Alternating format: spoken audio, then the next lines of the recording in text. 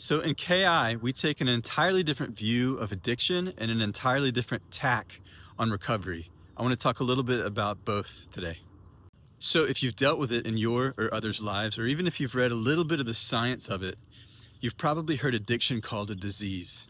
Some clinicians even go as far as to call it a chronic brain disorder. But I want to put forth something different today based on what we're finding in our work. Addiction is not a disease unless you consider two things a disease. One is buried repressed emotions in the body, and two is, believe it or not, nervous system regulation. People get addicted to substances or activities in order to regulate, which means to calm or soothe a dysregulated nervous system. And dysregulation is just another term for overwhelm or suffering or chaos in the body, right? Now, the reason that our bodies or nervous systems get dysregulated in the first place is because of old, buried emotions from childhood that we've repressed and are continuing to repress. And by the way, these buried emotions and the repression of them is really unconscious. So you might not even necessarily know that it's happening in your system, except that you may find yourself being or becoming addicted to something. For example, you might have someone who's actively repressing anger, which shows up as restless leg syndrome, a huge contraction in their belly, and chronic anxiety, become addicted to heroin because the heroin temporarily soothes all of those states. But then inevitably, when the heroin wears off, these suffering states come back, right? The restless leg syndrome, the contraction, and the anxiety. And now that the person has gotten a taste or a glimpse of what it's like to not have to experience the effects of their emotional repression, they want to go back to the heroin again. And then, we all know the story, they start doing this over and over again compulsively despite ever worsening consequences. And so in traditional recovery, when they talk about powerlessness, it's not technically powerlessness over a specific drug, even though that's what it looks like.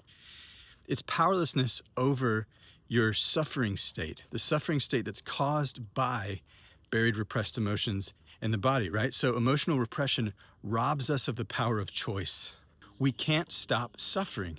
And when we can't stop suffering, that's when we can't stop using.